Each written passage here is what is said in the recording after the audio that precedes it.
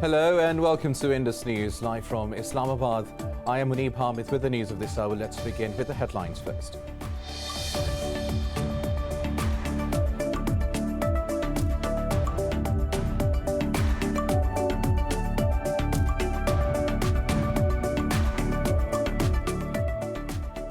The US says recent actions by the Taliban will not help them gain international legitimacy. At a press briefing, White House Press Secretary Jen Psaki said the group can choose to devote the same energy to the peace process. Meanwhile, the United Nations envoy told the Security Council that the Afghan war has entered a deadlier phase with more than 1,000 civilians killed in the past month.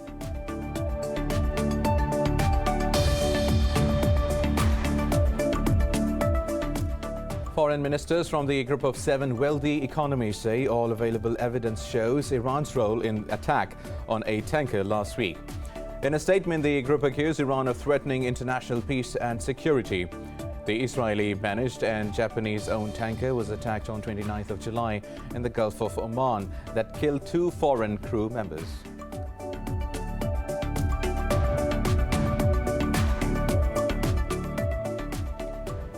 Israeli fighter jets have launched air raids on the Gaza Strip, violating the May ceasefire with Hamas yet again. In a tweet, Israeli army claimed to have struck a military compound and a missile launch site belonging to Hamas. It said the attack was in response to incendiary balloons launched from the Strip.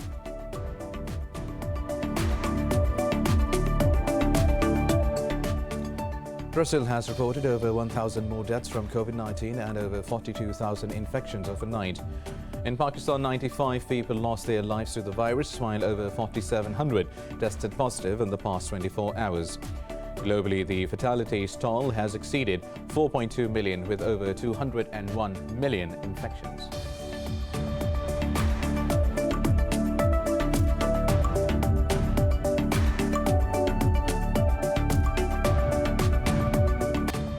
The United States have won gold after beating France in the men's basketball. Meanwhile, American Nelly Korda claimed the gold medal in the women's golf with a one-stroke victory. Earlier, China's Xu Xiao and Sun Mangya won the gold medals in the women's CANOE double 500 meters event. On the penultimate day of the Games, China leads with 37 golds, followed by the United States with 33 and Japan with 24.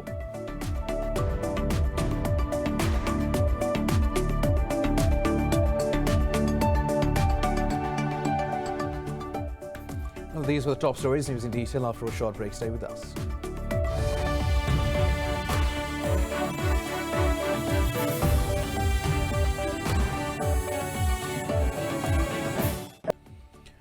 Welcome back. Now let's have the news in detail. The United States says recent actions by the Taliban will not help them gain international legitimacy. White House Press Secretary Jen Psaki made the statement after the group killed the Afghan government senior media officer.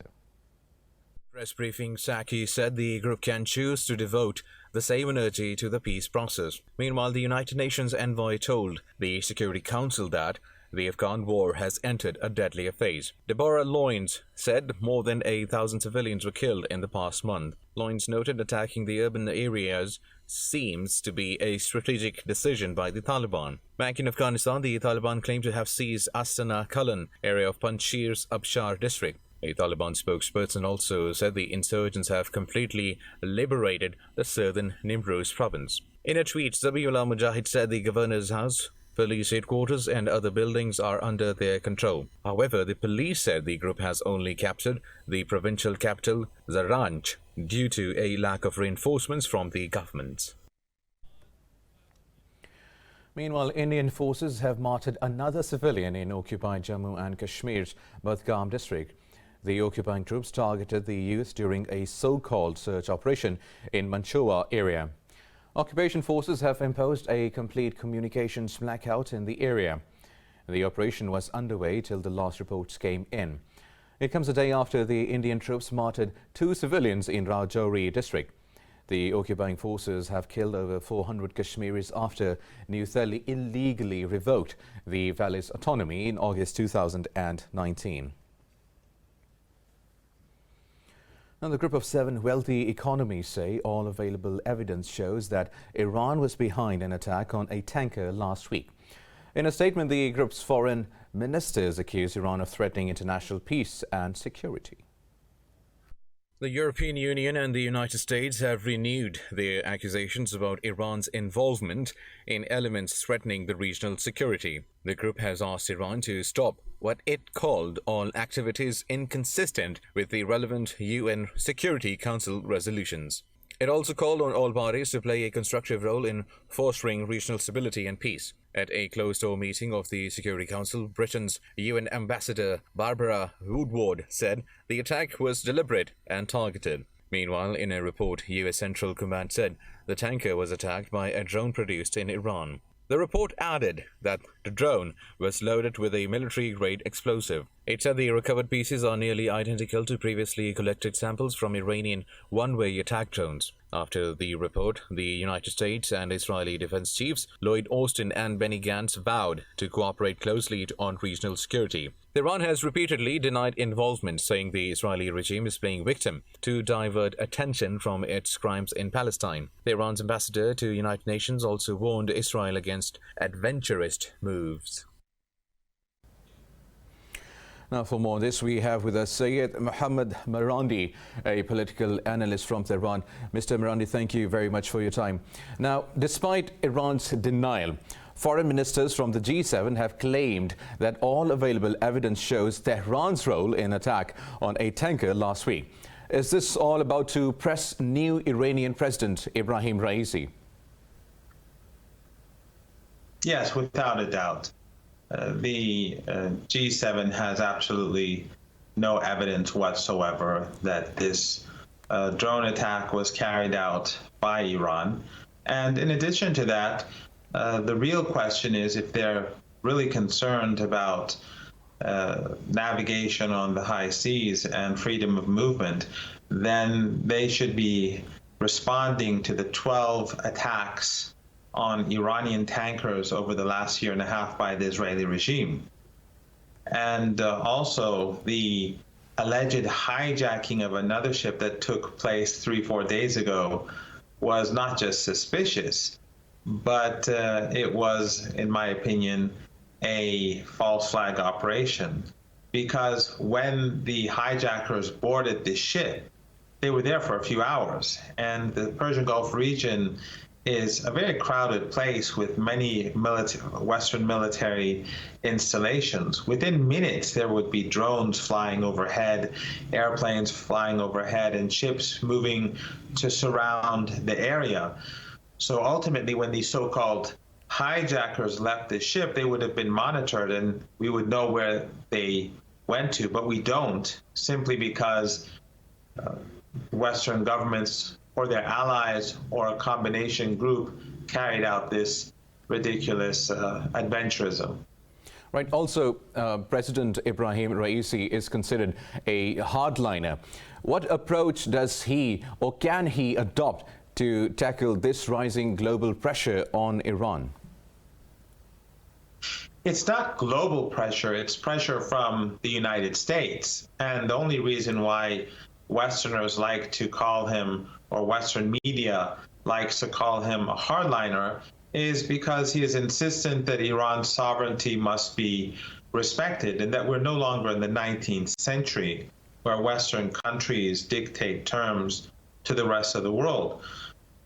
The United States and European countries, the P5+1, signed a nuclear deal, and both sides have commitments. Now Western countries want to keep new sanctions, impose new conditions, and then have an agreement. The Iranians are saying that's not acceptable and will not do that because that violates the deal.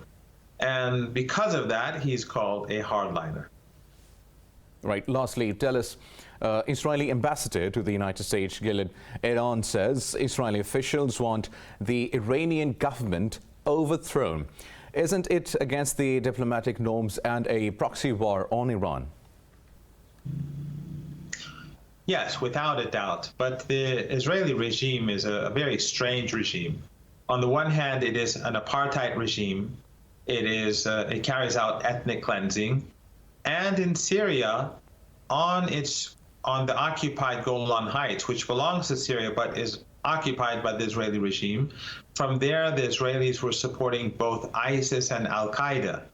So a regime that carries out ethnic cleansing, colonization, supports extremists, it's expected for it to call for the overthrow of a sovereign and independent country. Well, that is. Syed Mohammed Mirandi, thank you very much for talking to Indus News. Well, now moving on, Israeli fighter jets have launched air raids on the Gaza Strip, violating the May ceasefire with Hamas yet again. In a tweet, the army claimed to have struck a military compound and a missile launch site belonging to Hamas. It said the attack was in response to incendiary balloons launched from the Strip. The alleged site that came under attack was in civilian areas in Gaza. Meanwhile, the US has called on Israel, Hezbollah and Lebanon to maintain calm after the escalation of tensions at the border area. The US State Department spokesperson Ned Price says the violence jeopardizes Lebanon's stability and sovereignty. In a statement, he said the cross-border strikes put Israelis and Lebanese at risk. He called upon the Lebanese government to urgently bring the area under its control. Earlier, Lebanon called on the United Nations to pressure Israel for stopping violations of its sovereignty. In a statement, caretaker Prime Minister Hassan Diab said Israel must respect the Security Council resolutions. Israel launched airstrikes and fired artillery at areas from where Hezbollah fired rockets towards a disputed area in Israel. Meanwhile, Iranian President Ibrahim Raisi has hailed Hezbollah's effective deterrence. Meanwhile, Brazil has registered more than 8,000 deaths from COVID-19 and over 42,000 new cases overnight. Globally, the fatality toll has exceeded 4.2 million, with over 201 million infections. More details about the pandemic in this report. The highly contagious Delta variant continues to overwhelm healthcare systems and cause lockdowns. In the US, the White House says it anticipates supply chain disruptions worldwide due to the strain that first emerged in India. In hard-hit Florida state, parents of children with special needs have filed a lawsuit against the Republican governor order forbidding mask mandates. Meanwhile, authorities announced that at least half of the US population has been fully vaccinated now. The US Food and Drug Administration said certain lots of AstraZeneca's vaccine made at a problem-plagued Baltimore facility are fit to be shipped outside the country. Meanwhile, in South America, another nation, Argentina, has surpassed the 5 million infection mark. Argentina does not have high levels of testing. It does not have high levels of double vaccination. Delta strain is possibly spreading through the community. Therefore, the cushion that dissemination has is lower than in other countries unless something I cannot explain happened. And that would be very unusual because we haven't seen it in other countries. Over in Australia, Victoria has reported the highest daily jump in locally acquired cases this year as the state remains under a 7-day lockdown. Meanwhile, Prime Minister Scott Morrison has ruled out mandatory vaccination. However, state officials said if the vaccination rates are not paced up, the country's healthcare system will be overrun. This Delta variant spreads so fast. We look up in Sydney today, 5 people who have lost their lives. I think some of those are in their 60s. We saw just this week a gentleman in his 20s. This will go where the vaccine isn't. We don't have enough people vaccinated. We'll finish up with younger people in hospital, otherwise fit and healthy people. Our system will be overrun if we don't bring this under control. Europe's drug regulator says low blood platelet, dizziness and tinnitus be added to the labels of Johnson & Johnson's single-shot vaccine as potential adverse reactions. In Belgium, 7 residents of the nursing home have died after contracting Colombian variant despite being fully vaccinated. Meanwhile, tourists are highly critical of Italy's decision to make the Green Pass mandatory for an array of leisure activities. Meanwhile, Pakistan has reported 95 more deaths from coronavirus overnight, the highest single-day toll since the 19th of May. The Health Ministry says the virus infected over 4,700 people over the past 24 hours. The ministry said 79,837 cases are active, of which more than 4,200 are critical. According to the health authorities, the COVID-19 positivity rate has risen to 8.24%. Pakistan has so far registered over 1,063,000 COVID-19 cases, with nearly 23,800 deaths. In a tweet, Planning Minister Asad Umar says 33% Pakistanis aged 50 or above have now been vaccinated. Pakistan has urged ASEAN to raise voice against the rising Islamophobia and extremist tendencies around the world. Foreign Minister Shah Mahmood Qureshi was virtually addressing the ASEAN Regional Forum. Qureshi condemned demographic changes of disputed territories by the illegal occupants.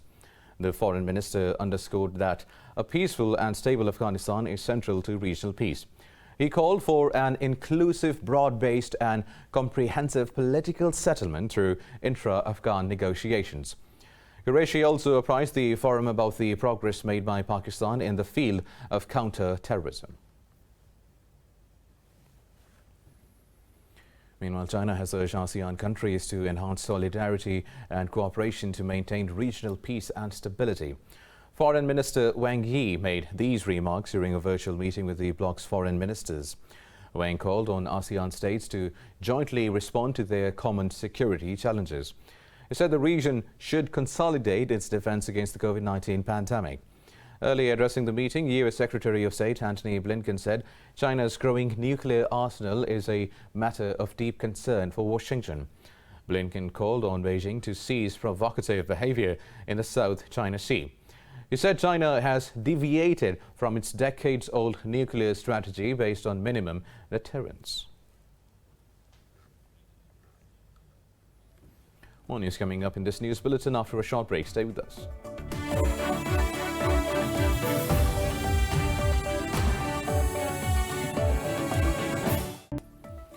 Welcome back. Now moving on with the news stories. The UN has accused North Korea of developing a nuclear and ballistic missiles during the first half of 2021. Its report notes Pyongyang did so in violation of the international sanctions and despite its worsening economic conditions. The report says Pyongyang sought material and technology from overseas. It said officials overseas continue to feel pressure to develop revenue streams. North Korea has been subjected to UN sanctions since 2006 over its nuclear and ballistic missile program. The Security Council has steadily strengthened sanctions in a bid to cut off funding for the programs. And the US says 2 Myanmar citizens have been arrested for plotting to kill their country's UN envoy in New York. Officials said a Thailand's arms dealer who sells weapons to the Burmese military hid the dough. The New York's attorney office said the suspects plotted to force Kyaw Mo Tun to resign or be killed. It said the men have been charged with conspiracy to assault and make a violent attack upon a foreign official. The suspects can be sentenced to 5 years in prison if found guilty. Earlier this week, the ambassador said Washington had increased its security because of the threat against him. Now, a man has stabbed at least 10 passengers on a commuter train in Japanese capital Tokyo. Local media reported that one victim in her 20s sustained serious back injuries from the attack. The police say the suspect in his 20s later handed himself to the police. Local media reported the suspect said he became incensed to see women happy and attacked to kill them. The city's fire department says 9 of the 10 passengers were taken to nearby hospitals. The site of the incident is several kilometers away from the venue of the Olympic equestrian events. Colombia and Panama have agreed to work together to process and organize thousands of stranded migrants. Around 10,000 migrants, mostly from Haiti, are stuck in Colombia's Antioquia province on their way to the U.S. and Canada. Colombian Foreign Minister Marta Lucía Ramirez met her Panamanian counterpart Erika Moines in Materi. Talking to the media, Ramirez said the two laid down the standard procedures for migrants' movement into Panama and beyond. She noted human trafficking often goes hand in hand with drug smuggling. For her part, Moines reiterated the two countries resolved to create a common front to attend to migrants. We are both transit countries for a migration that does not seek refuge in Panama or Colombia. So we want to involve all of the key actors, both origin or first receivers and the destination countries, so that together we can create protocols and mechanisms that will control the flow and make it safe, always having a humanitarian approach.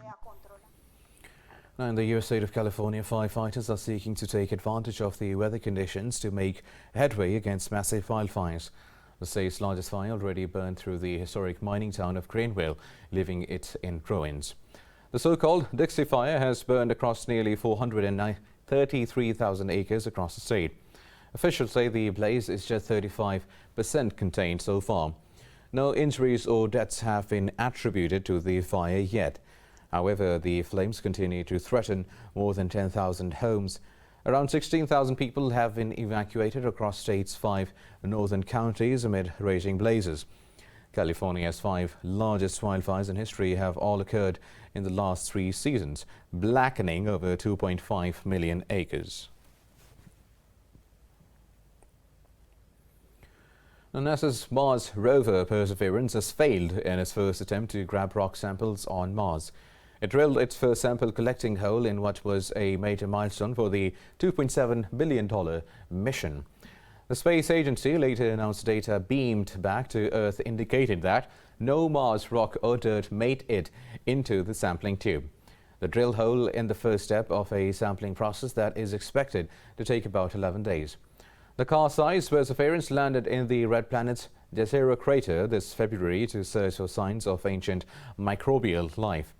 Scientists believe the crater contained a deep lake 3.5 billion years ago where the conditions may have been suitable for extraterrestrial life.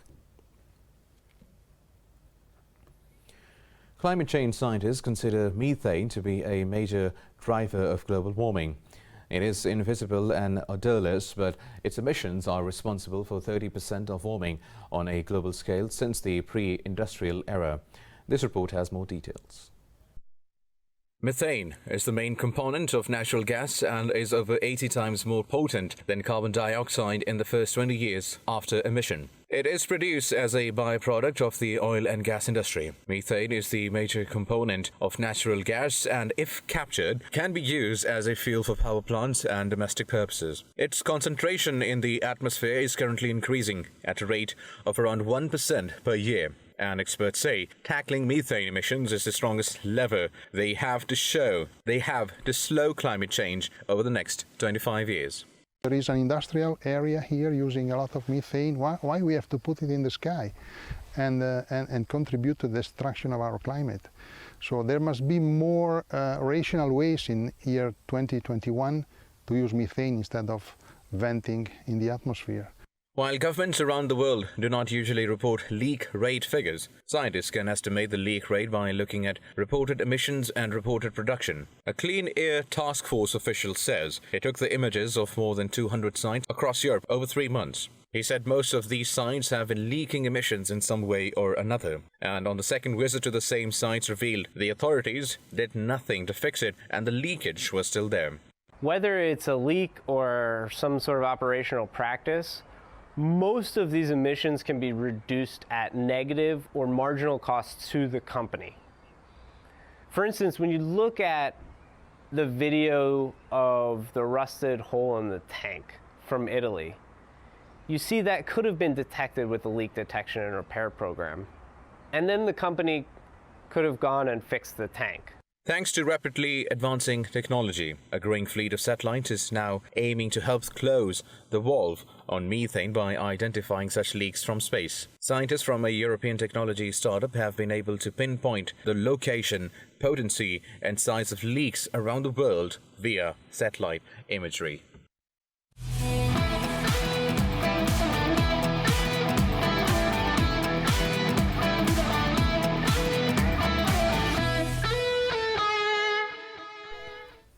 We have been joined by Lina Aziz, cricket expert from Islamabad. Lina, thank you very much for your time. Now, Lina, the launch of Kashmir Premier League represents first such cricketing event dedicated to the Kashmiri region.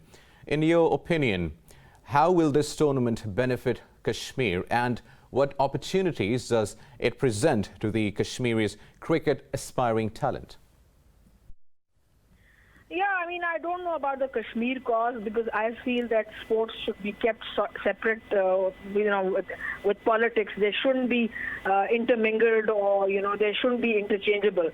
But as far as the Kashmiri cricket talent is concerned, it should go a long way to help the Kashmiri boys to, when you have your own league, you have an ownership of a cricketing league. It helps you a great deal. You get opportunities to showcase your talent. These matches would be televised, they'll go to so many countries. You'll get a chance to showcase your talent on television, and maybe from there, the extra talented cricketers will then go on to play for maybe, the Pakistan, the PSL, or maybe for Pakistan, who knows. So, it's a great fillip for that region. Sporting activity is always great. It's a feel-good factor. So it will go a long way in helping the morale of the people and giving them a chance to showcase all their talent, and then maybe to play for Pakistan or for other leagues. So this is a great opportunity, I feel. Right, Lena, also, the league is an interesting mix of 6 franchises and their subsequent playing 11s. Contesting for the first time, are there any clear favourites on page to lift the trophy? Well, when a league starts, you actually don't know who's going to be the favorite. It takes you 1 year of watching that league, understanding what kind of combination different teams have, franchises, who are the talented players, how they perform on ground, how they gel as a team. So the first year you can't say who's going to be the favorite. For instance, I'll tell you something that when the Pakistan Cricket League started, the PSL, everyone thought Lahore was a big favorite, but then Lahore didn't win anything. It still hasn't won anything, actually. So you can't actually say unless you carefully watch 1 year and understand each team's dynamics, the combination, and then for the next year you can say, okay, this one might be favored this year. So because on T20 is a very strange game, on a day whoever plays well wins the game. So it will take pundits like us, it will take us 1 year to understand the formation, the combinations, and the ability of different franchises. Next year, this will be a good question. Definitely. Lastly, tell us, Lena, former South African cricket star Herschel Gibbs has arrived for the KPL despite attempts by the Indian Cricket Board to prevent him from taking part and foiling New Delhi's attempts to politicize the game yet again. What message does this convey to the BCCI and the world of cricket? Well, firstly, I feel it was very, very low on the part of the BCCI to, pull off things like that, to politicize the league, a new league, a small league, just only because it's called Kashmir League. Particularly, I feel it was low because this BCCI is led by a great gentleman like Saurav Ganguly, who's respected all over the world. So I didn't expect them to be below the belt kind of acting and politicizing the league. So I didn't expect that. And secondly, the next part of this question is about Herschel Gibbs. I think he's been tremendously brave. He's shown the way to different cricketers that money is not everything. Your commitment, your word means a lot more. I feel the world is at a loss because mostly now everyone only cares about money. The people don't care. 99% people don't care about their word or their commitment or their honor. So in a way, Herschel Gibbs has shown that, I don't care about the IPL. You don't want to hire me. You don't want to give me money. You don't want to give me anything out of the IPL. I don't care.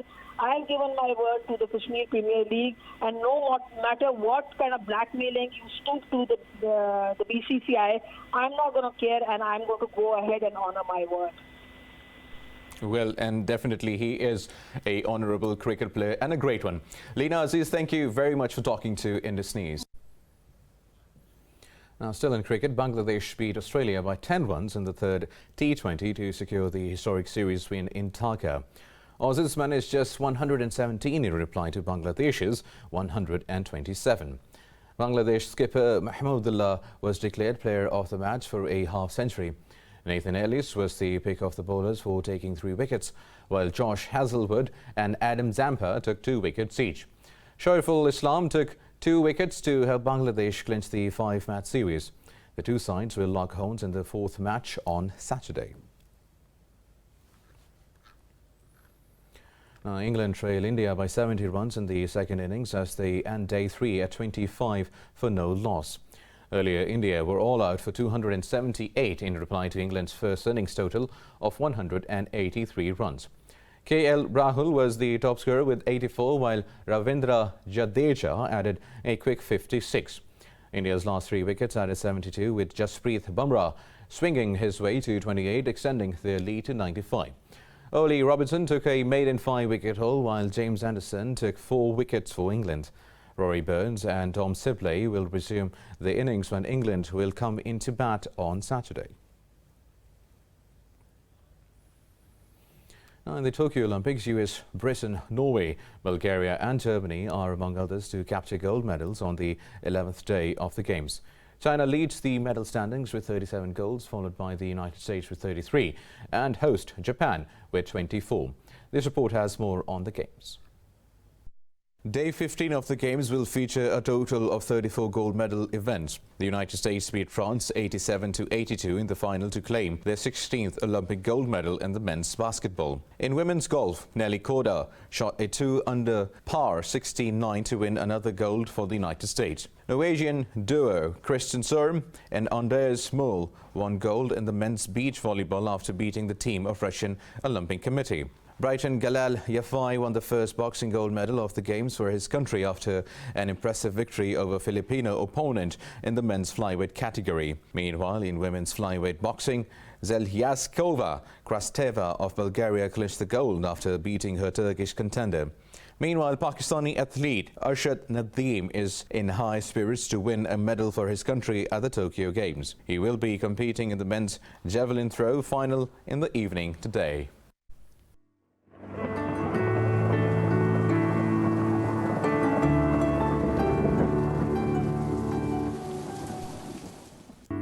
And now let's have a look at how the weather is doing around the world.